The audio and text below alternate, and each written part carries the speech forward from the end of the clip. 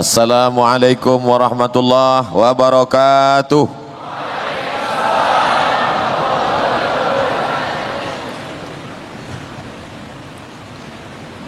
Anak raja pergi menyelam menangkap ikan. Dari bunyi sambutan salam nampaknya belum makan. Saya sebenarnya tak nak berpantun, tapi dalam tradisi Melayu bila ada pantun mesti dijawab. Untuk mengambil syarat itu saja sebenarnya. Anak raja memakai katun, katun dipakai di kayu arah. Saya tak lagi berpantun, sudah dibawa pengacara. Yang sama-sama kita hormati dan insya Allah dimuliakan Allah Subhanahu Wa Taala, Rektor College University Islam Selangor beserta para timbalan, dekan, pensyarah, pelajar-pelajar. Tak dapat saya sebut satu persatu, yang besar tak dihimbau gelar, yang kecil tak disebut nama. Insya Allah kita semua dimuliakan Allah Subhanahu Wa Taala. Amin ya rabbal alamin. Malam ini tajuk kita adalah sunnah, pengamalan dan cabaran di tengah masyarakat. Pertama saya ingin nak jelaskan makna sunnah dulu. Sunnah artinya kebiasaan. Jadi kalau ada seorang selepas makan dia merokok, selepas makan dia mengisap rokok, selepas makan dia hidupkan rokok, maka merokok selepas makan itu sunnah. Kita belum masuk lagi sunnah Nabi, bukan sunnah Nabi. Sunnah siapa? Sunnah dia lah. Sunnah. Ada seorang perempuan, bila dia nak pergi ada jemputan dia pakai lipstick. Bila dia nak pergi walimah dia pakai lipstick. Maka memakai lipstick itu sunnah. Tapi bukan sunnah Nabi. Kebiasaan. Oleh sebab itu orang menterjemahkan sunnah dalam bahasa Inggris adalah tradition, tradisi, kebiasaan. Adapun yang dimaksud dengan sunnah Nabi Muhammad sallallahu alaihi wasallam ada 5. Ma udhifa ila Nabi sallallahu alaihi wasallam min qaulin aw fi'lin aw taqririn aw sifati khalqiyatin wa khuluqiyatin min ba'di bi'tsatihi ila wafatihi sallallahu alaihi wasallam. Ma udhifa ila Nabi sallallahu alaihi wasallam min qaulin aw fi'lin aw taqririn aw sifati khulqiyatin wa khuluqiyatin min ba'di bi'tsatihi ila wafatihi sallallahu alaihi wasallam. Kita akan jelaskan 5. Sunnah pula dalam hadis dikatakan man sanna fil islami sunnatan hasanatan falahu ajruha wa wizru man falahu ajruha wa ajru man amila biha min ba'dih. Jadi sunnah ini ada 2. Yang baik-baik sunnah hasanah, yang tak baik sunnah sayyi'ah, maka disebut dengan sunnah. Makanya ada namanya Fakulti Usuluddin Jabatan Quran Sunnah. Di Jakarta ada namanya Darus Sunnah. Dar rumah, sunnah tempat belajar sunnah. Rumah tempat belajar sunnah disebut dengan Darus Sunnah. Tapi tempat saya belajar di Maghribi dulu di Rabat namanya Darul Hadis. Apa beza hadis dengan sunnah? Hadis baharu, lawan daripada baharu qadim. Untuk membezakan mana yang qadim mana yang baharu, yang qadim itu Quran, sedangkan penjelasannya dari hadis Nabi, wa anzalna ilaika dzikra, aku turunkan kepadamu adzikra Al-Quran litubayyina linnas, penjelasan isi Al-Quran itulah di hadis sunnah Rasulullah SAW. Maka disebut ini kitab hadis, ini kitab sunnah. Setengah ada yang mengatakan hadis muradif dengan sunnah, hadis sunnah, sunnah hadis sama saja. Tapi ada pula yang membezakan. Hadis itu apa? Sejak mula Nabi lahir hingga meninggal. Sedangkan sunnah sejak Nabi dapat wahyu hingga meninggal. Kalau begitu lebih luas hadis daripada sunnah. Bagi yang membezakan, di antara yang membezakan itu adalah Syekh Malibari. Di mana letak sunnah-sunnah ini? Sunnah berada di kepala sahabat, sebab mereka melihat Nabi SAW. Mereka hidup bersama Nabi, mereka perang bersama Nabi, mereka menengok gigi Nabi patah, mereka menyaksikan bagaimana Nabi berwudu. Hadis tentang wudu diriwayatkan oleh Sayyidina Utsman ibnu Affan. Dia masukkan tangannya, dia bagi tahu bagaimana cara berwudu. Beginilah aku menengok, memandang, melihat Nabi Muhammad sallallahu alaihi wasallam. Lalu kemudian hadis-hadis ini ditulis sejak masa zaman Nabi Muhammad sallallahu alaihi wasallam. Ada seorang sahabat namanya Amr bin As. Amr bin As punya anak namanya Abdullah bin Amr bin As radhiyallahu anhu. Apa kata Abdullah bin Amr bin As? Aku orang paling banyak menghafaz hadis Nabi sallallahu alaihi wasallam. Dan itu diakui oleh Sayyidina Abu Hurairah radhiyallahu anhu. Kata Abu Hurairah, aku banyak menghafaz hadis, tapi Abdullah bin Amr bin As lebih banyak lagi. Kenapa? Li'annahu yaktub wa ana la aktub. Karena Abdullah bin Amr bin As menulis, sedangkan Abu Hurairah tidak menulis. Dulu manakala Abdullah bin Amr bin As menulis hadis-hadis Nabi Muhammad SAW, orang-orang Arab berkata, mengapa engkau tulis? Nabi Muhammad itu kan manusia biasa, semua yang keluar dari mulutnya dia akan marah, dia akan diam, dia akan menangis. Kenapa engkau tulis? Maka datanglah Sayyidina Abdullah bin Amr bin As menghadap Nabi Muhammad SAW. Ya Rasulullah, bolehkah aku menulis? Apa kata Nabi SAW? Uktub, tulis. Wallahi ma kharaja minhu illa haq. Tidak ada yang keluar dari mulutku ini kecuali hak. Yang keluar dari mulutku ini adalah benar. Itulah makna ayat Al-Quran. A'udzubillahi minasyaitonir rajim. Wa ma yantiqu 'anil hawa in huwa illa wahyun yuha. Jadi kalau ada yang mengatakan saya tidak percaya kepada hadis, saya tak percaya kepada sunnah, karena hadis baru ada dalam kitab Sahih Al-Bukhari. Imam Muhammad bin Ismail bin Ibrahim bin Mughirah bin Bardisbah Al-Bukhari meninggal tahun 256. Maknanya dia hidup 2 abad setengah selepas Nabi Muhammad SAW. Mana hadis selama 2 abad setengah itu? Aku tak percaya kepada hadis, sebab selama 2 abad setengah hadis tak ditulis, hadis sudah hilang. Itu hanya dibuat orang pada abad ketiga. Bila ada orang semacam ini, kita bagi tahu pada dia, engkau kalau bodoh, bodoh saja, jangan ajak orang lain. Hadis sudah ditulis pada zaman Nabi Muhammad sallallahu alaihi wasallam. Manakala tahun ke-8 Hijrah, Nabi datang ke kota Makkah Al-Mukarramah membawa 10.000 pasukan dipimpin oleh panglima perang bernama Sa'ad bin Ubadah. Ketika itu datang seorang lelaki dari Yaman namanya Abu Syah. Apa kata Nabi? Uktubu li Abi Syah, tuliskan hadis untuk Abu Syah supaya boleh dia bawa nanti ke Yaman. Itu menunjukkan pada zaman Nabi sudah ditulis. Tapi ada yang mengatakan hadis tak boleh ditulis. Nabi sendiri berkata, la taktubu anni ghairal Qur'an wa man kataba anni ghairal Qur'an falyamhuh. Jangan tulis selain daripada Quran. Siapa yang menulis selain Quran maka hapuslah. Tak boleh menulis hadis.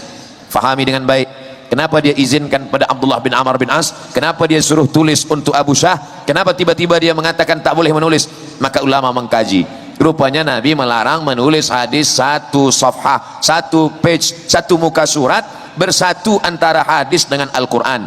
Khaufal iltibas, khawatir bercampur aduk bagi yang tidak hafaz mana hadis, mana Quran, mana ayat, mana sunnah. Tak boleh dia membezakan. Maka kata Nabi, kalau khaufal iltibas, takut bercampur aduk, jangan tulis. Siapa yang menulis hadis dalam ayat Quran, hapus. Tapi bagi siapa yang aman daripada iltibas, silakan menulis. Itu yang disampaikan oleh para ulama. Maka kita hari ini tinggal membaca saja. Saya tak percaya kepada hadis, saya tak percaya kepada sunnah. Kalau kamu tak percaya kepada hadis, tak percaya kepada sunnah, bagaimana solat zuhur 4 rakaat?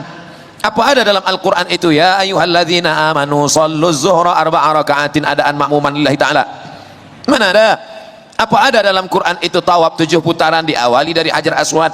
Apa ada dalam ayat Al-Quran itu membayar zakat kambing 40 ekor kambing, maka bayarkan 1 kambing, 5 ekor onta, bayarkan 1 kambing? Mana ada?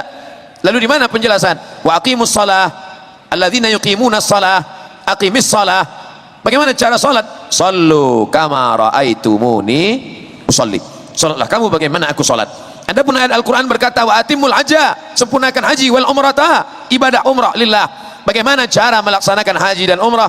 Penjelasannya dalam hadis. Khudhu anni manasikakum, ambillah manasik cara ibadah haji dan umrah daripada aku.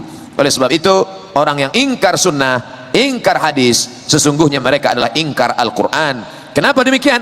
Karena Al-Quran sendiri menyuruh mengambil hadis. Wa ma'atakumur rasulu fakhudhuh. Apa yang dibawa oleh Rasul SAW, ambillah. Apa yang dibawa Nabi, sunnah. Wa ma'nahakum anhu fantahu. Apa yang dilarang oleh Rasulullah, tinggalkan. Wa anzalna ilaika dzikra. Nama dia Al-Quran, nama dia Al-Furqan, nama dia Al-Kitab, nama dia Al-Dzikra. Inna nahnu nazzalna dzikra wa inna lahu lahafizun. Kami yang menurunkan ini kepada kamu.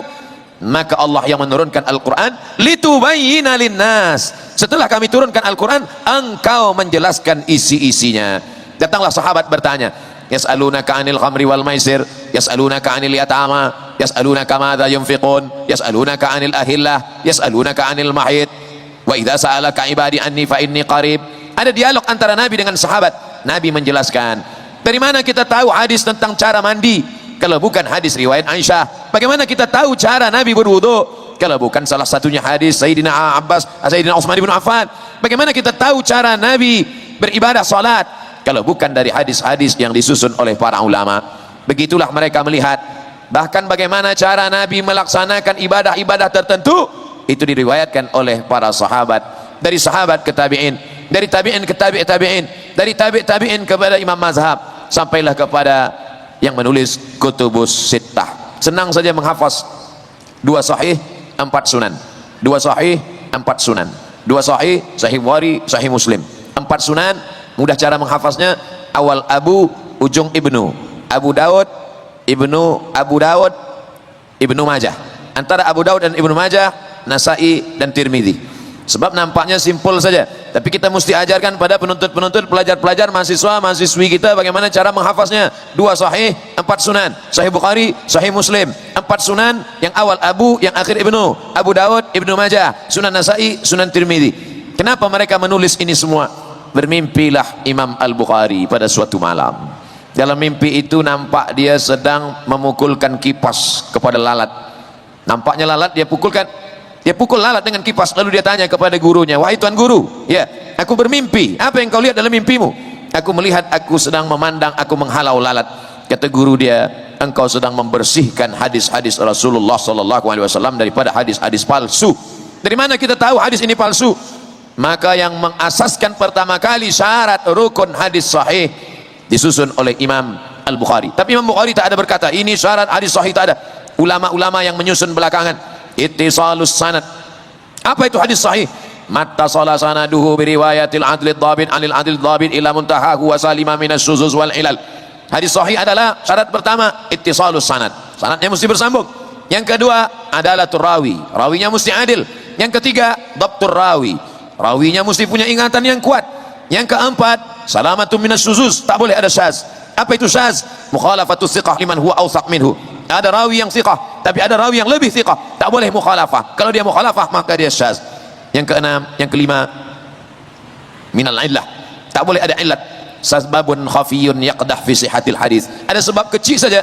Begitulah telitinya mereka. Hari ini bila penuntut menulis makalah, lalu kemudian dia presentasikan di depan kawan-kawan dia di kelas. Hari ini saya sedang menjelaskan tentang Sayyidina. Sayyidina itu boleh diucapkan karena Nabi sendiri mengatakan, hadza sayyiduna a'taqa sayyidana. Ini datang Sayyidina Abu Bakar yang membebaskan daripada budak hamba sahaya Sayyidina Bilal. Kalau boleh menggunakan Sayyidina kepada Abu Bakar, boleh menggunakan Sayyidina kepada Bilal, mengapa tak boleh menggunakan Sayyidina kepada Muhammad sallallahu alaihi wasallam? Nabi sendiri mengatakan, innal Hasan wal Husain sayyida syababi ahlil jannah. Sesungguhnya Hasan dan Husain dua pemimpin pemuda penghuni surga. Kalau cucunya dipanggil Sayyidina Al-Hasan, Sayyidina Al-Husain, mengapa tak boleh memanggil datuknya Sayyidina Muhammad sallallahu alaihi wasallam? Argumen-argumen, dalil-dalil, hujah-hujah itu ditulis oleh penuntut mahasiswa dalam sebuah makalah, dia presentasikan, didengar oleh yang lain. Lalu kemudian bertanya mereka, dari mana kamu dapat ini? Saya dapat ini dari buku. Buku siapa? Bukunya bertajuk 37 masalah populer. Siapa menulisnya? Abdul Somad. Pernah kamu berjumpa dengan dia? Tidak. Diterima. Zaman sekarang kalau ada orang menulis dari buku, dia ambil dari buku, dia tak pernah berjumpa dengan yang menulis buku, maka makalah dia diterima, tesis master dia diterima, risalah doktorah dia, PhD, Doctor of Philosophy diterima. Tapi dulu Imam Bukhari mensyaratkan al-liqa, mesti berjumpa antara satu rawi dengan satu rawi, satu periwayat dengan satu periwayat. Begitulah ketatnya syarat yang ditetapkan oleh Imam Muhammad bin Ismail bin Ibrahim bin Al-Mughirah bin Bardisbah Al-Bukhari. Begitulah beza kenapa Bukhari lebih tinggi daripada Muslim. Imam Muslim tidak mensyaratkan mesti ada liqa, cukup dengan muasarah saja, hidup sezaman cukup, sezaman dia walaupun tak berjumpa sahih. Tapi Imam Bukhari tak begitu, mesti ada subutul liqa wal muasarah. Dari mana kamu dapat hadis ini? Dari Imam Bukhari. Imam Bukhari dapat dari siapa? Dari Abdullah bin Maslamah. Berjumpa Imam Bukhari dengan Abdullah bin Maslamah, berjumpa. Abdullah bin Maslamah dapat dari siapa? Dari Malik bin Anas. Berjumpa Malik bin Anas dengan Abdullah bin Maslamah, ya, murid dia, belajar dengan dia.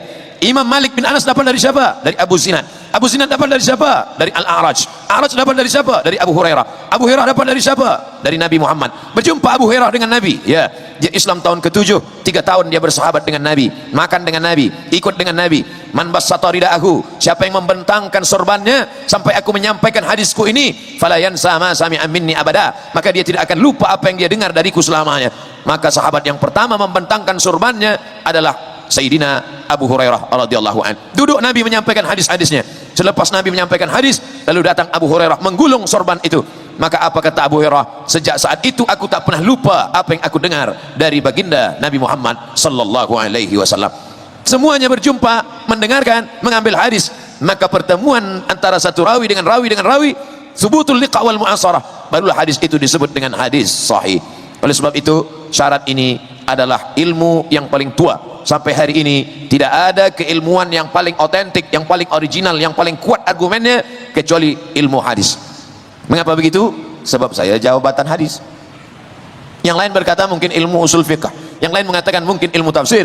Tapi begitulah para ulama dulu membuat ketat. Maka apa kata Abdullah ibn Mubarak? Al-isnad minad din. Sanad itu adalah bagian daripada agama. Kalau al-isnad la qala man syaa ma syaa. Kalau bukan karena sanad, maka orang akan berkata sesuka hatinya. Dari mana kamu dapat hadis ini? Ada kamu mendengarnya dari guru kamu? Siapa yang membacakan hadis ini ke telinga kamu? Saya dapat hadis ini. Siapa? Haddatsani Google and YouTube. Oleh sebab itu maka mendengarkan ulama membacakan hadis, bahkan mereka memilihkan kata yang begitu halus. Satu mengatakan haddatsana, satu mengatakan akhbarana.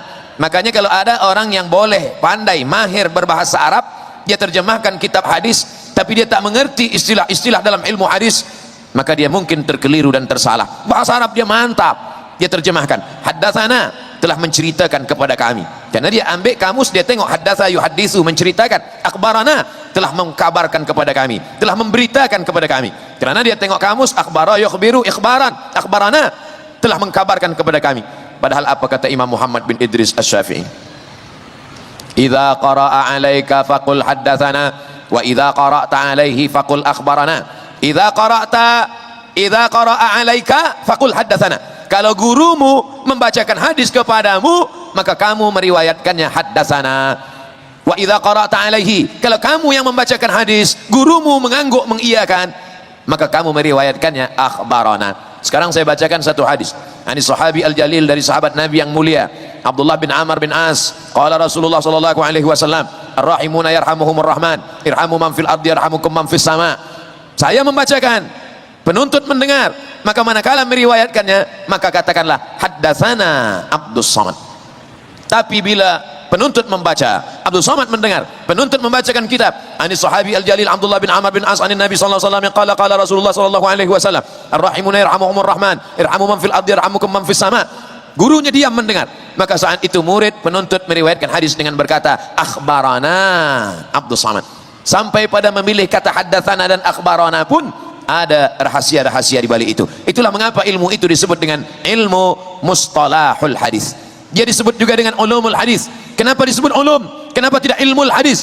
Karena di dalamnya ada ilmu jarah wa ta'dil, ilmu rijal, ilmu sanad, ilmu takhrij, ilmu mukhtaliful hadis, ilmu muskilul hadis, ilmu athar. Di dalamnya pula ada yang terkait dengan ilmu nasikh wal mansukh.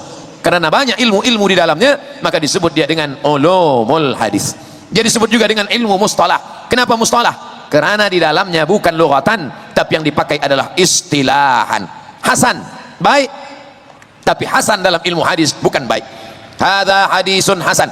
Man shalla subha fi jama'atin, siapa yang salat subuh berjamaah, summa qa'ada yadhkurullah, selepas salat subuh berjamaah dia duduk berzikir mengingat Allah hatta tatlu asyam, sampai terbit matahari, summa yusalli rak'ataini, selepas itu dia salat sunat 2 rakaat, kanat lahu ka ajri hajjatin wa umrah, maka dia mendapatkan haji seperti haji dan umrah. Tamah, sempurna.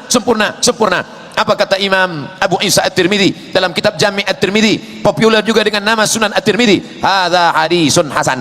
Buka kamus, hadza, ini hadis hasan baik, hadza hadisun hasan, ini hadis yang baik-baik. Oh, kalau begitu ada hadis tak baik.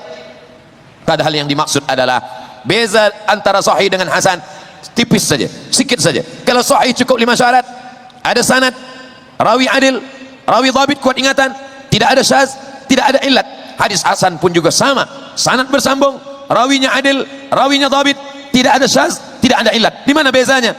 Khafifud dhab. Kalau yang ini tamamud dhab, 100% hafazannya kuat, sedangkan yang hasan khiffatud dhab, khafifud dhab, 75%, tak sampai 100%, maka dia jatuh kepada hadisun hasan. Paling tinggi hadis sahih, di bawah hadis sahih hadisun hasan, di bawah hadis hasan hadisun dhaif. Banyak sekarang orang menolak hadis dhaif. Kenapa kamu tak mau baca kitab Fadail Amal yang ditulis oleh Zakaria Kandahlawi? Itu hadis dhaif. Saya tak mau pakai hadis dhaif. Allahumma barik lana fima razaqtana wa qina adzabannar. Hadis dhaif. Hadis dhaif. Saya tak mau pakai hadis dhaif. Kalau hadis dhaif tidak diterima, mengapa Imam Tirmidzi menulis hadis dhaif dalam Sunan Tirmidzi? Mengapa Imam Ahmad bin Ambal yang bergelar Amirul Mukminin fil hadis ada hadis dhaif dalam Musnad Ahmad bin Ambal? Bahkan Imam Bukhari sendiri menulis hadis dhaif, tapi bukan dalam Sahih Bukhari. Di mana ada hadis dhaif yang ditulis oleh Imam Bukhari? Dalam kitab Adabul Mufrad. Bahkan guru Imam Syafi'i bernama Imam Malik bin Anas meninggal tahun 179 menulis ada hadis dhaif. Di mana dia tulis ada hadis dhaif? Dalam kitab Muwatta Malik. Apa maknanya? Hadis dhaif boleh diamalkan. Bahkan kata Imam An-Nawawi, ajma'al ulama ala jawazil amal bil hadis dhaif. Sepakat ijma' ulama boleh mengamalkan hadis dhaif, tapi tentu bersyarat. Apa syarat-syarat boleh mengamalkan hadis dhaif? Disebutkan oleh Imam Al-Hafiz Jalaluddin Abdurrahman As-Suyuti dalam kitabnya Tadribur Rawi, Syarah Taqrib An-Nawawi. Imam Nawawi ada menulis kitab takrib, tapi rasanya kitab takrib ini susah difahami oleh orang awam. Maka datanglah Imam An-Nawawi mensyarah kitab ini, maka dia tulis Tadribur Rawi, Syarah Taqrib An-Nawawi. Apa kata Imam Jalaluddin Abdurrahman As-Suyuti, meninggal tahun 911 Hijrah? Kata dia, syarat boleh mengamalkan hadis dhaif mesti ada 5 syarat. Yang pertama, hadis dhaif itu bukan dalam masalah akidah, sifat Allah, surga dan neraka, tentang masalah hari kiamat, tentang masalah tauhid, tentang masalah akidah Ahlussunnah wal Jamaah. Yang kedua, hadis dhaif itu bukan dalam masalah hukum halal haram makruh mubah, li isbatil halal wal haram, bukan sebagai hujah dalil halal dan haram. Yang ketiga, dia masih bernaung di bawah hadis sahih. Yang keempat, tidak ada periwayatnya yang kadzab, karena kalau ada periwayatnya rawinya kadzab, maka hadis itu bukan dhaif tapi hadis maudhu'. Yang kelima, fadail amal, motivasi memberikan fadail amal. Utlubil ilma walau bisin, tuntutlah ilmu walau ke negeri Cina. Datanglah seorang mubaligh, seorang ustaz memberikan tazkirah di masjid. Assalamualaikum warahmatullahi wabarakatuh. Para jamaah sekalian, mari kita kirim anak-anak kita untuk menuntut ilmu fi sabilillah, karena Nabi pernah bersabda, utlubil ilma walau bisin, tuntutlah ilmu walau ke negeri Cina. Datang seorang penuntut tegak, wahai ustaz, itu hadis dhaif, tak boleh diamalkan. Hadis dhaif tetap boleh diamalkan karena dia tidak dalam masalah akidah, dia bukan dalam masalah menetapkan halal haram, tidak ada periwayatnya yang kadzab, dan dia pula untuk fadail amal, memotivasi amal. Utlubil ilma walau bisin, tuntutlah ilmu walau ke negeri Cina, boleh disampaikan, tapi disebutkan ini hadis dhaif tapi untuk fadail amal. Dulu kita disuruh menuntut sampai ke negeri Cina, sekarang tak perlu lagi sebab Cina dah datang. Sahabat-sahabat kita, saya banyak berkawan-kawan dengan sahabat-sahabat, kawan-kawan kita, banyak yang boleh kita ambil. Oleh sebab itu, al-hikmatu dhallatul mu'min, al-hikmatu dhallatul mu'min, hikmah itu milik orang beriman. Aina wajadaha fahuwa ahaqqu biha. Maka sampai hari ini hadis-hadis ini pun ditulis oleh para ulama 7.275 hadis, 7275 7.275 hadis yang disusun oleh Imam Al-Bukhari. 16 tahun dia berjalan, 16 tahun dia pergi meninggalkan Uzbekistan, pergi ke Makkah untuk haji. Setelah itu dia ke Madinah, melanjutkan perjalanan ke Syam. Dari Syam dia pergi ke Mesir, menyeberang Laut Merah. Dari Mesir dia kembali ke Syam. Dari Syam dia pergi ke Persia. Setelah itu dia pulang ke Uzbekistan. Akhirnya meninggal dunia. Dalam perjalanan itu dia berhasil menulis kitab Al-Jami' As-Sahih Al-Musnad Al-Mukhtasar min umuri Rasulullah SAW wa sunanihi wa ayyami. Kenapa disebut Al-Jami'? Karena di dalamnya ada akidah, ada fiqh, ada akhlak. Kenapa disebut Al-Musnad? Karena semua hadis yang dia tulis di dalam bersanad, maka disebut Al-Musnad. Kenapa disebut kitabnya itu Al-Sahih? Karena semua hadis yang ada dalam Sahih Bukhari itu sahih. Ma wada'tu fihi illa ma sahha. Aku tidak menulis hadis di dalamnya kecuali hanya sahih saja. Kenapa disebut mukhtasar? Karena hadis sahih itu banyak, dia ringkaskan menjadi sedikit. Mukhtasar min umuri Rasulillah, dari perkara-perkara Rasulullah SAW, wa sunanihi wa ayyami. Apakah imam-imam dulu tak ada menulis hadis? Ada. Kalau Imam Bukhari 256, maka ada yang lebih tua lagi daripada Imam Al-Bukhari. Imam Malik bin Anas 179, 256 jauh, 179 abad kedua. aradtu kitabi hadha ala sab'ina min fuqaha'il Madinah. Kitabku ini sudah aku presentasikan, aku bacakan kepada 70 ahli fikih di kota Madinah. Kulluhum wata'uni fasammaituhu muwatta'a. Semuanya setuju dengan isi kitab ini, maka aku namakan kitab ini dengan kitab Muwatta. Kitab hadis yang paling tua yang dicetak, yang sampai kepada kita matbu' hari ini, kitab Muwatta. Kulluhum wata'uni, makna kulluhum wata'uni, kulluhum wafaquni. Semua mereka setuju dengan isi kitab ini. Fasammaituhu Muwatta, maka akan menamakan dia nama kitab Muwatta. Hari ini Masya Allah tabarakallah, tinggal membuka saja, kita baca saja, tapi banyak juga orang yang tidak mahu. Karena apa? Karena jahilnya. Malik ulama, Malik sirajul ummah, Malik nujum. Apa kata Imam Syafi'i? Idza dzukiral muhaddithun famalikun najm. Kalau disebut ahli-ahli hadis, maka Imam Malik adalah bintangnya. Imam Malik bintang yang bersinar. Apa kata Imam Malik? Adraktu sab'ina, aku sudah berjumpa dengan 70 orang alim. Kalau aku minta satu saja, berdoa kepada Allah supaya turun hujan, pasti turun hujan. Sakingkan mereka ini adalah ahli-ahli ibadah. Aku jumpa di Masjid Nabawi banyak orang alim, doanya kabul. Satu saja aku minta turun hujan, maka pasti turun hujan. Tapi aku tidak mengambil hadis dari mereka. Mengapa? Mereka alim, mereka ahli ibadah, mereka zuhud. Kenapa tak ambil hadis dari mereka? Karena hafazannya tidak kuat. Karena hadis bertumpu kepada hafazan, bertumpu kepada kekuatan hafalan. Bagaimana hafalan para mereka dulu? Apa kata Imam Al-Hafiz Jalaluddin Abdul Rahman As-Suyuti? Hafiztu mi'atai alfa hadis, aku hafal 200.000 hadis. Lau wajadtu aksara min dzalika la hafiztuha. Kalau aku dapat lebih daripada 200.000 ini, pastilah aku akan hafaz juga. Padahal dia hidup tahun berapa? 911. Jauh dari Imam Syafi'i. Imam Syafi'i 204, Imam Nawawi 676, Imam As-Suyuti 911. Jarak dia dengan Imam Syafi'i 800-700 tahun, tapi dia tetap memegang hafazan itu. Apa kata dia?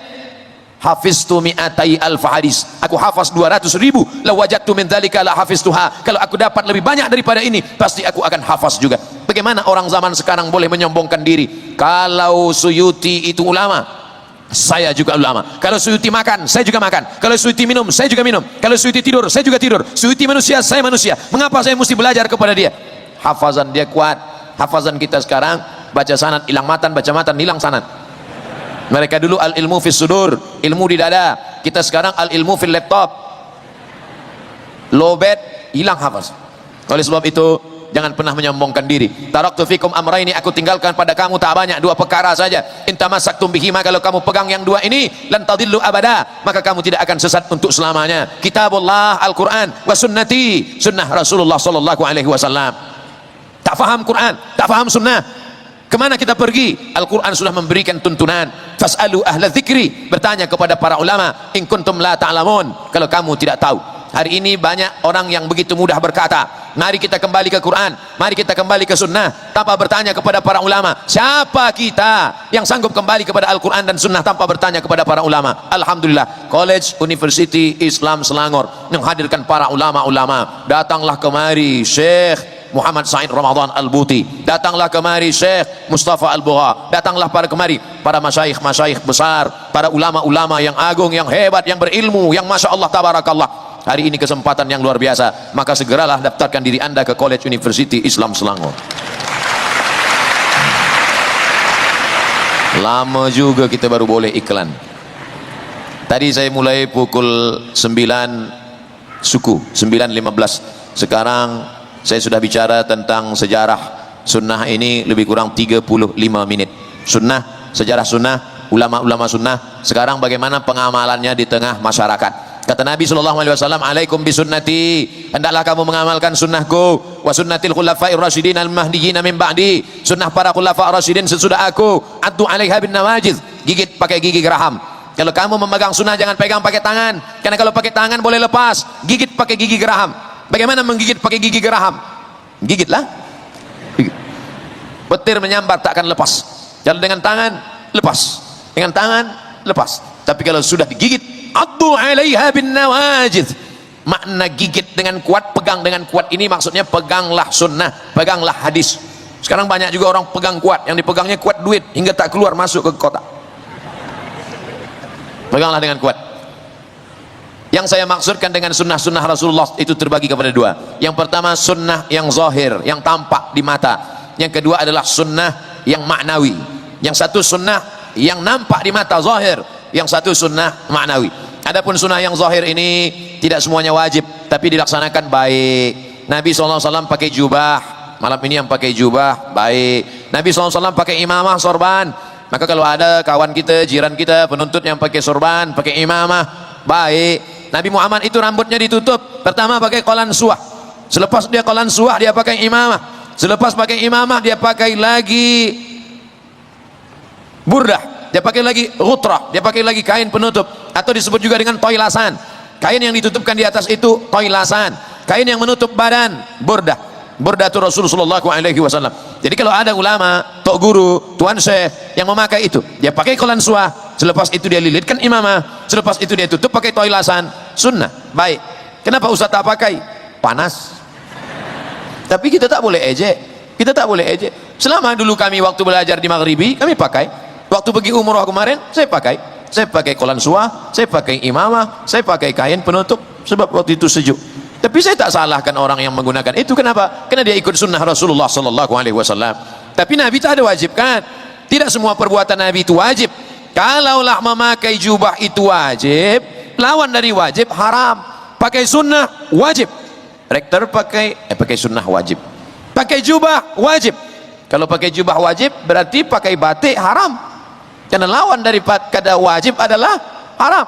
Tidak. Kalau perintahnya kuat, wajib. Kalau perintahnya tak kuat, sunnah. Kalau larangannya kuat, haram. Kalau tak kuat, makruh. Tak suruh, tak dilarang, mubah. Saya ulang sekali lagi. Perintahnya kuat, wajib. Tak kuat, sunnah. Larangannya kuat, haram. Tak kuat, makruh. Tak disuruh, tak dilarang, mubah. 5 kotak ini jangan kita ubah-ubah. Itu sudah ditetapkan ulama. Yang hendak pakai imamah, baik. Yang hendak pakai toilasan, baik. Yang hendak pakai jubah, baik. Yang hendak pakai burdah, baik. Tapi mewajibkannya, maka kita sudah mukhalif. Oleh sebab itu apa? Ini semua adalah memahami sunnah-sunnah Rasulullah SAW. Jangan kita berkelahi gara-gara ini.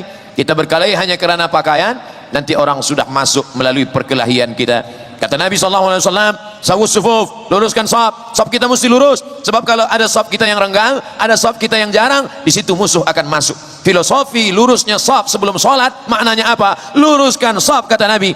Jangan ada konflik pertikaian. Kalau ada ikhtilaf kita selesaikan. La tanaza'u, jangan berkelahi. Fatabshalu, kalau kamu berkelahi pasti kamu akan gagal. Kalau sudah gagal, watadhabari hukum, kamu akan kehilangan semangat. Kalau sudah kehilangan semangat, maka Islam akan jatuh.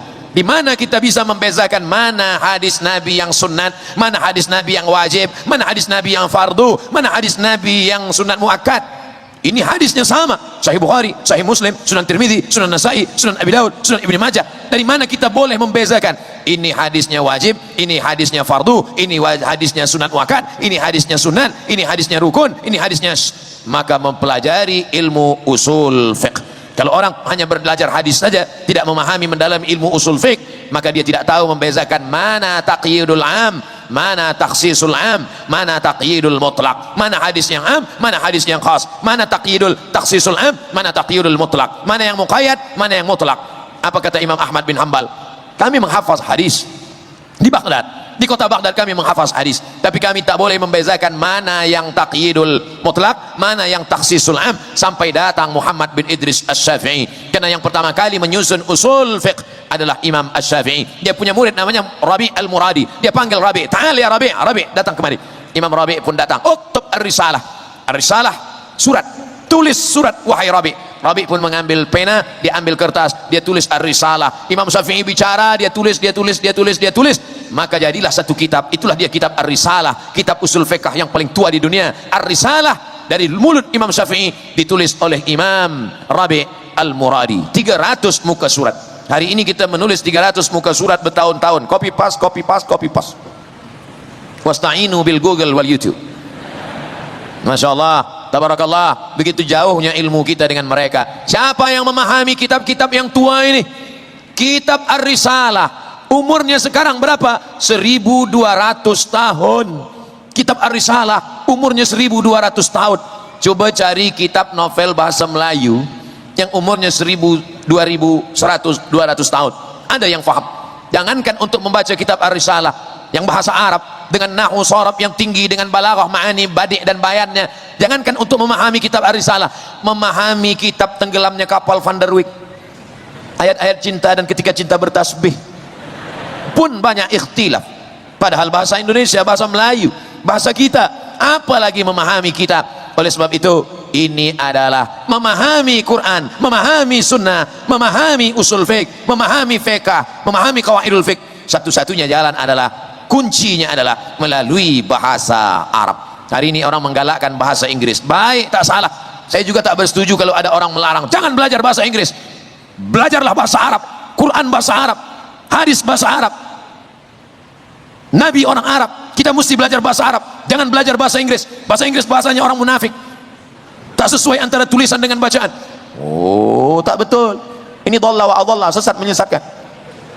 Kerana Nabi sendiri, apa pesan dia kepada sahabat Nabi namanya Zaid ibn Thabit radhiyallahu an. Manakala Nabi SAW sampai ke kota Al-Madinah Al-Munawwarah, kemudian Nabi berkata kepada Zaid bin Thabit, wahai Zaid, belajar bahasa Yahudi. Kenapa disuruh belajar bahasa Yahudi? Kerana di kota Al-Madinah Al-Munawwarah ada Yahudi Bani Nadir, ada Yahudi Bani Quraiza, ada Yahudi Qainuqa, ada Yahudi Khaybar. Man arafa lughata qaumin amina makrahum. Siapa yang paham bahasa suatu kaum, maka dia akan aman dari tipu daya, tipu muslihat mereka. Wahai Zaid, belajar bahasa Yahudi.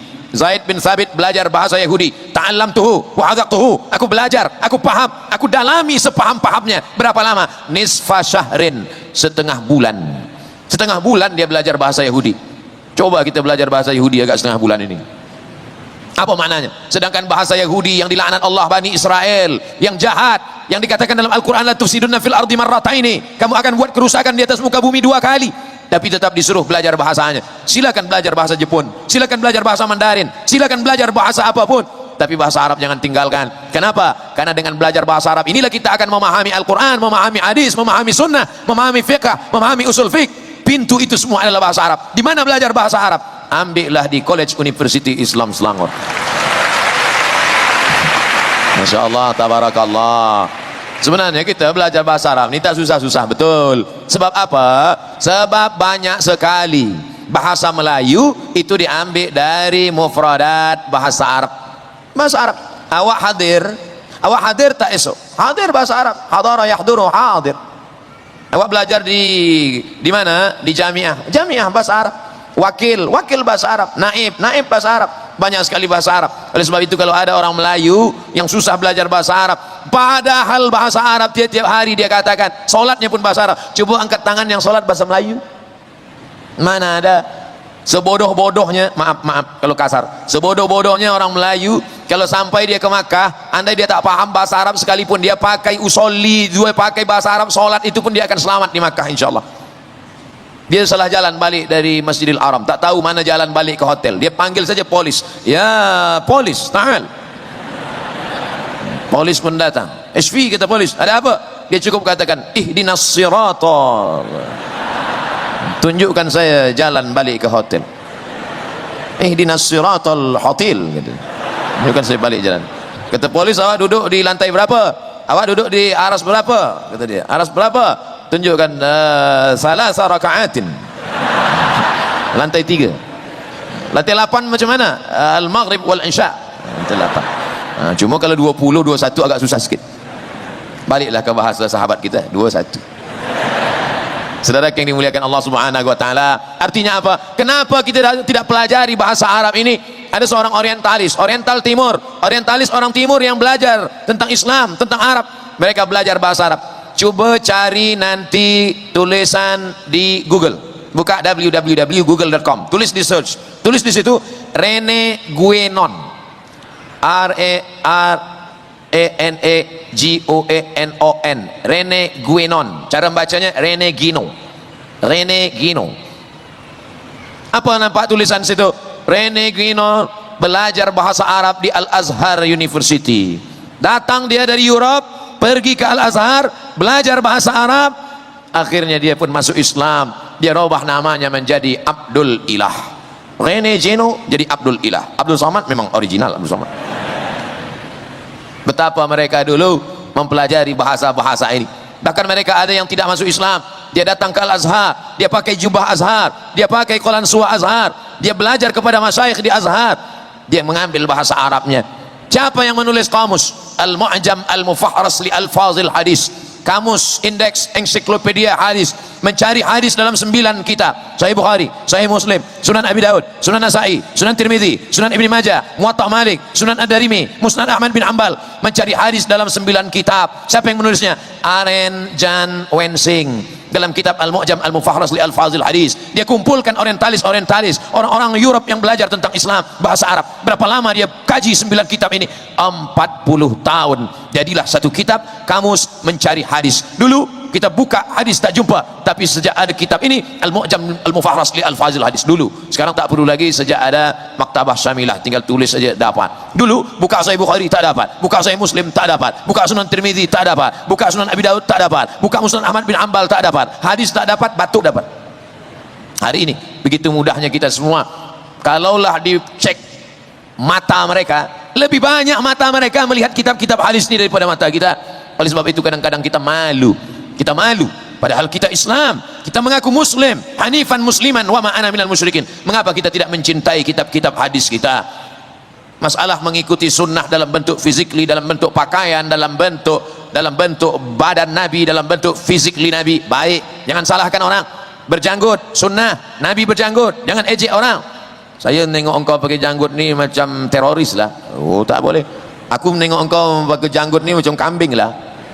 Kata yang berjanggut, aku berjanggut, kau kata kambing. Kau tak berjanggut, anjing. Berkelahi pula kambing sama anjing. Mohon maaf, cakap saya ini tak layak, tak kasar, tapi macam mana lagi, Quran pun menyebut anjing juga.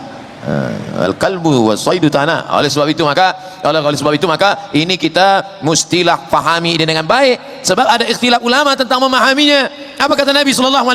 A'ful liha waqsus syarib, biarkan janggut panjang, potonglah kumis. Bentuknya fi'il amar. Apakah semua amar itu lil wujub? A'ful liha, biarkan janggut. Waqsus syarib, potonglah kumis. Sebab masa itu di kota Al-Madinah Al-Munawwarah, orang Majusi janggutnya panjang, misainya, kumisnya panjang. Orang Yahudi janggutnya panjang, kumis misainya juga panjang. Orang musyrik janggutnya panjang, kumisnya juga panjang. Orang kafir kumisnya panjang, janggutnya juga panjang. Bagaimana untuk membezakan? Sama-sama pakai jubah, sama-sama pakai sorban. Bagaimana membedakan ini Islam tak Islam? Maka kata Nabi, a'ful liha, rapikan janggut, waqsus syarib, potong kumis. Untuk membezakan apakah makna a'fu itu lil wujub, maka kata sebagian ulama lil wujub, wajib. Tapi dalam sebagian ulama mazhab Syafi'i mengatakan tidak lil wujub, tapi mustahab, anjuran saja. Oleh sebab itu kalau ada ulama berbeza pendapat, maka diambil pendapat itu. Selama dia ada dalam pendapat Ahlus Sunnah wal Jamaah, ambillah. Begitu kata Syekh Ali Jum'ah dalam kitab Al-Bayan lima yus'ilul adhan, menjelaskan beberapa perkara masalah-masalah yang membingungkan, membuat masyarakat confused. Oleh sebab itu sunnah yang berbentuk fizikli, sunnah pakaian, sunnah badan, sunnah muka, sunnah wajah, menggunakan celak, menggunakan siwak. Laula an asyqa ala ummati, kalau tidak memberatkan bagi umatku, la amartuhum bis siwak, aku suruh mereka memakai siwak inda kulli shalah. Baik, tak salah, jangan ejek orang. Jangan katakan ini sudah ketinggalan zaman. Apalah awak ni pakai siwak lagi macam hidup 1000 tahun yang lalu saja. Ini sunnah Rasulullah SAW. Tapi ada sunnah yang maknawi. Apa itu sunnah maknawi? Menjalin persatuan ukhuwah Islamiyah. Ini sunnah yang banyak ditinggalkan sekarang. Berbeza pendapat, berbeda mazhab, lalu kemudian mencaci maki, sumpah serapah. Bukan ajaran Nabi Muhammad SAW. Innallaha yuhibbul ladzina yuqatiluna fi sabilihi shaffa. Allah suka melihat kita memperjuangkan agama Allah ini satu saf. Ka'annahum bunyanun marsus, mereka seperti satu binaan yang kokoh dan kuat. Ada tiang, ada lantai, ada atap, ada dinding, semua saling menguatkan. Yashuddu ba'duhu ba'dha, mereka saling menguatkan. La tanaza'u, jangan kamu berkelahi. Jangan kamu la tadabaru, jangan saling membelakangi. La tukhalifu, jangan saling bertikai, berkonflik. Kita semua diajarkan untuk saling menyayangi, untuk saling mencintai. Al-mu'minuna fi tawaddihim wa ta'atufihim wa tarahumihim. Orang-orang beriman itu dalam kasih sayangnya, dalam akhlaknya, dalam bersikap lembutnya. Apa kata Nabi SAW? Mereka itu seperti satu badan, seperti satu tubuh. Kalau yang satu terkena penyakit, maka yang lain tidak dapat tidur malam. Kalau yang satu sudah terkena penyakit demam, luka di ujung jari, maka seluruh badan ikut merasakan demam panas, tak dapat tidur. Kalau ada orang beriman tak peduli kepada saudaranya yang ada di Palestina, ini adalah sunnah yang mesti dihidupkan. Man lam yahtam bi amril muslimin, siapa yang tak peduli kepada keadaan kaum muslimin, falaisa minhum. Hari ini saudara kita di Palestina, di Rohingya, di Uighur, maka semua kita tolong. Bagaimana kita menolongnya? Didoakan dia dari jauh. Saya sampai hari ini khutbah Jumat tak pernah meninggalkan satu kali khutbah pun, tak pernah terlupa. Kalaupun lupa tersilap sifat manusia, tapi saya berusaha untuk mengingat. Allahumma ansuril Islam wal muslimin, Allahumma ansur ikhwanana al mujahidin al mazlumin al mustad'afin fi Palestin. Doakan. Cuma kadang saya berapi-api berdoa di atas mimbar, jamaah itu pula berair-air di bawah. Ini tantangan luar biasa, membangkitkan semangat berjamaah. Alaikum bil jamaah, hendaklah kamu berjamaah. Iyyakum wal furqah, jangan sampai kamu berpecah belah, kata Nabi sallallahu alaihi wasallam. Iyyakum wal furqah, al jamaatu rahmah wal furqatu azab. Berjamaah itu rahmat, sedangkan berpecah belah di antara umat ini adalah azab. Adapun masalah kita berbeza dalam masalah mazhab Hanafi, Maliki, Hanafi, Hambali, maka apa kata Syahid Hasan Al-Banna, nata'awan fima ittafaqna wa nata'adzar fima ikhtalafna. Mari kita bekerja sama tolong menolong dalam perkara-perkara yang kita sepakati, dan mari kita berlapang dada menerima perbezaan. Ada perbezaan-perbezaan sedikit kita terima selama dia masih dalam ahlus sunnah wal jamaah. Di mana kita kuatkan ahlus sunnah wal jamaah ini tergantung kemana ketertarikan kita. Bila kita suka pada hukum halal haram makruh mubah rukun syarat wajib sunat, fakulti syariah. Bila kita suka pada pembahasan tentang masalah falsafah, fakulti usuluddin. Di sana ada aqidah wal falsafah, di sana ada tafsir wa ulumul Quran, di sana ada hadis wa ulumul hadis wa ulumuhu. Bila kita suka pada pembahasan tentang masalah dakwah, bagaimana dakwah, bagaimana mad'u, bagaimana dai, bagaimana masalah dakwah ke depan, bagaimana cabarannya, maka ada fakulti kulliyatud dakwah, kuliatud dakwah. Maka kita tarik ini semua. Falaula nafara min kulli firqatin minhum ta'ifatun, jangan semuanya pergi berperang, nah ikut jihad dengan Nabi. Allah melarang, falaula nafara min kulli firqatin minhum, jangan semuanya pergi berperang. Ta'ifatun, ada satu dua orang, liyatafaqahu fid din, dia mendalami ilmu agama bersama Rasulullah sallallahu alaihi wasallam. Gunanya untuk apa? Waliyunziru qaumahum, supaya nanti ketika dia kembali ke kampung halamannya, dia memberikan peringatan, membacakan ayat-ayat Allah, membacakan hadis-hadis Rasulullah, menjelaskan kepada umat ini halal, ini haram, ini boleh, ini tak boleh. Untuk apa? La'allahum yahdharun, mudah-mudahan umat ini menjadi umat yang takut kepada Allah subhanahu wa ta'ala. Kuntum khaira ummah, kamu akan menjadi umat yang terbaik, kata Allah. Ukhrijat linnas, umat yang paling baik yang pernah dikeluarkan di atas muka bumi ini, di hadapan manusia. Inilah dia umat-umat yang paling baik. Syaratnya apa? 3. Ta'muruna bil ma'ruf, ajak orang buat baik. Wa tanhauna 'anil munkar, larang orang daripada perbuatan mungkar. Wa tu'minuna billah, beriman kepada Allah subhanahu wa ta'ala. Mengajak berbuat baik, melarang dari perbuatan mungkar. Sunnah. Bagaimana tantangannya sekarang di tengah masyarakat? Kalau kita ajak orang sholat, dia tak marah. Kita ajak dia puasa sunat, dia tak marah. Kita ajak dia untuk berlaku adil, dia tak marah. Tapi kalau sudah kita larang dia dari perbuatan mungkar, kita larang dia daripada riba, kita larang dia daripada menjalin hubungan yang tidak halal, marah, emosi. Makanya tak seimbang antara amar ma'ruf nahi mungkar. Banyak orang lebih suka amar ma'ruf, kalau sudah nahi mungkar dia mulai takut. Apa kata Nabi sallallahu alaihi wasallam? Ini sunnah yang mesti dihidupkan di zaman modern. La ta'murun nabil ma'ruf, ajak orang berbuat baik. Wala tanhauna 'anil munkar, larang orang daripada perbuatan mungkar. Kalau kamu tidak melakukan sunnah amar ma'ruf nahi mungkar, la yusikanna ayyab'atsallahu 'alaikum iqaban. Aku khawatir Allah akan menurunkan hukuman. Ketika hukuman itu datang, summa tad'unahu, turun hukuman, turun azab, bumi bergoncang, langit tak lagi menurunkan air menjadi rahmat tapi menjadi laknat, banjir. Maka ketika gempa, gunung meletus, ketika azab itu datang, summa tad'unahu, kamu berdoa kepada Allah, ya Rab, aghithna ya Allah, fala yustajabu lakum, doa kamu tak dikabulkan. Kenapa doa tidak dikabulkan? Karena meninggalkan amar ma'ruf nahi mungkar. Ini adalah sunnah-sunnah yang mesti kita hidupkan pada zaman sekarang. Yang sanggup nahi mungkar dengan lidahnya, pakai lidah. Yang sanggup melakukan nahi mungkar dengan tangannya, pakai tangan. Man ra'a minkum mungkaran, siapa di antara kamu yang melihat kemungkaran, falyughayyirhu biyadihi, robah dengan tangan. Kalau tak sanggup dengan tangan, fabilisani, robah dengan lidah. Kalau tak sanggup dengan lidah, fabiqalbi, dengan hati. Tapi jangan lupa, yang dengan hati itu apa kata Nabi di ujung hadis? Baca hadisnya.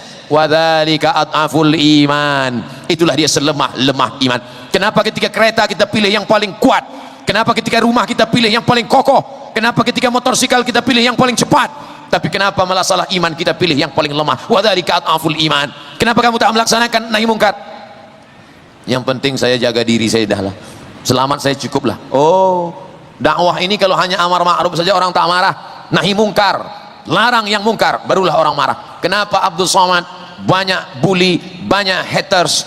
Karena nahi mungkar, banyak orang yang marah. Kalau nak ingin selamat, bagilah tazkirah tentang sabar saja. Jamaah sekalian, mari kita sabar. Apapun yang terjadi, sabar. Anak darah kita dilarikan orang, sabar. Itu bukan dakwah. Dakwah adalah ud'u ila sabili rabbik, ajak orang ke jalan Allah bil hikmah, dengan cara yang santun, wal mau'izatil hasanah, suri tauladan yang baik. Kalau tak sanggup juga dia mesti berdebat, wajadilhum, debat dia billati hiya ahsan, seperti yang dilakukan oleh Rahmatullah Al-Hindi dalam kitabnya Izharul Haq, menampakkan kebenaran.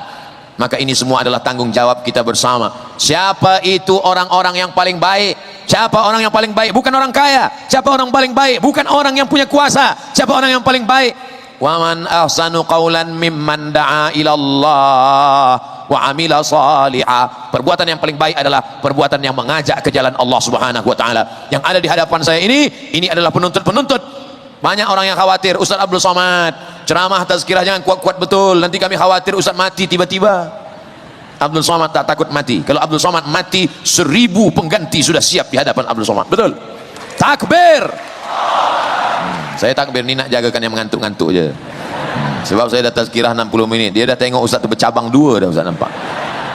Tadi saya mulai pukul 9 suku, sekarang dah sampai 10 suku, 60 menit. Rupanya kalau kita bicara di depan orang-orang berilmu yang hatinya bersih, 1 jam ni tak terasa rupanya. Masya Allah. Kata jamaah, Ustaz yang tak terasa, kami lama betul dah terasa. Seperti biasa, materi subjek 60 menit, baki sisanya adalah soal jawab. Bila ada soal-soalan saya jawab, yang boleh saya jawab, yang tak boleh saya jawab, sebab saya pun bukan alim betul, saya tak tahu betul. Yang saya tak tahu, soalan-soalan itu akan saya bawa balik ke Riau, nanti saya akan jawab di sana melalui video, akan saya kirimkan, saya upload melalui channel Ustaz Abdul Somad Official. Jangan lupa subscribe, like and share. Masya Allah, tabarakallah. Senang berada di depan pemuda-pemuda. Kenapa Ustaz Somad semangat betul malam ini? Semangat betul malam ini. Saya semangat malam ini sebab saya di depan para pemuda belia-belia. Sesuai lah, kalau di depan tu orang-orang tua kita pun slow juga. Pakcik-pakcik, marilah kita ingat mati. Tapi kalau di depannya anak muda, maka kita bangkit, nahi mungkar. Takkan kita bicara di depan orang tua, semua dah tua-tua semua, kita ajak nahi mungkar. Sila-sila dia terkejut, mati pula. Itu namanya fiqhul waqi', sesuaikan dengan situasi dan kondisi keadaan. Nah, jadi rupanya kita menyampaikan ayat-ayat Allah, hadis-hadis Rasulullah ini juga tergantung. Kalau yang di hadapan kita ini pemuda-pemuda, kita pun ikut bersemangat. Mudah-mudahan semangat kita ini tetap ada sampai hari kiamat insyaallah. Mana boleh sampai hari kiamat, kita mati. Penerus-penerus kita. Idza waqa'at 'ala ahadikumul qiyamah. Kalau kamu sudah mau mati, sakit, sudah mau mati, wa fi yadihi fasilah, di tanganmu ada anak kurma, falyughrisa, tanamkan anak kurma. Tanamkan anak kurma. Supaya apa? Kalau anak kurma sudah kau tanam, kau mati, matilah. Sebab anak kurma akan besar menjadi pokok kurma. Ada orang musafir bernaung di bawah pokoknya. Ada orang lapar, dia petik buahnya. Allahumma laka sumtu wa bika amantu ala rizqika wa bi rahmatika dia makan. Punya siapa? Kita wakafkan di jalan Allah Subhanahu wa taala. Tuan yang punya anak, wakafkan. Anakku yang satu ini aku wakafkan di jalan Allah. Fakulti Usuluddin, fakulti Syariah, fakulti Bahasa Arab, fakulti Lughah Arabiyah, kuliatul Lughah Arabiyah, kuliatul Dakwah, kuliatul Syariah. Ini akan menolong aku di hadapan Allah Subhanahu wa taala. Setuju atau tak setuju? Kuliatul Tarbiyah, kuliatul Syariah, kuliatul Usuluddin, kuliatul Dakwah, kuliatul Lughah Arabiyah. Masukkan dia. Register sebelum tarikh berikut ini.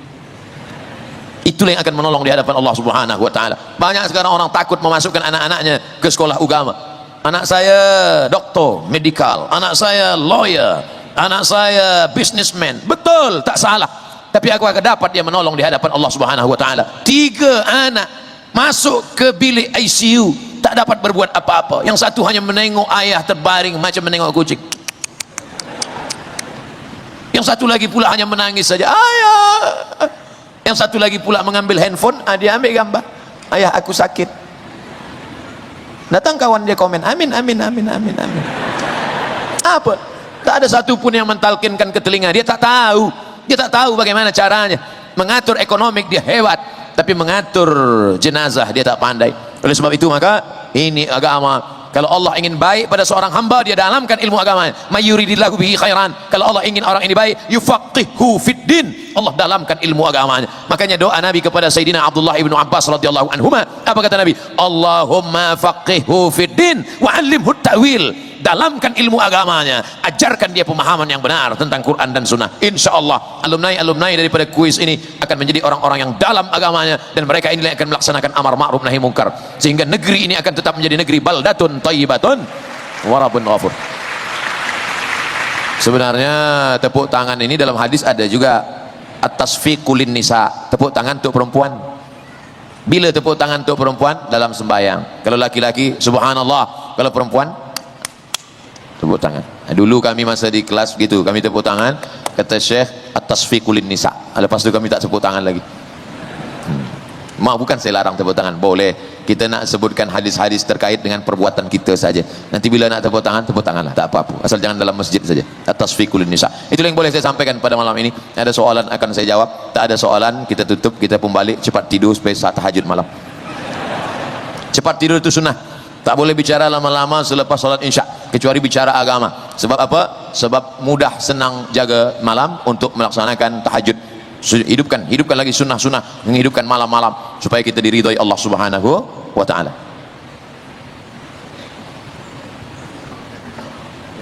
Saya duduk sana. Oh, soalan akan ada, saya duduk sana.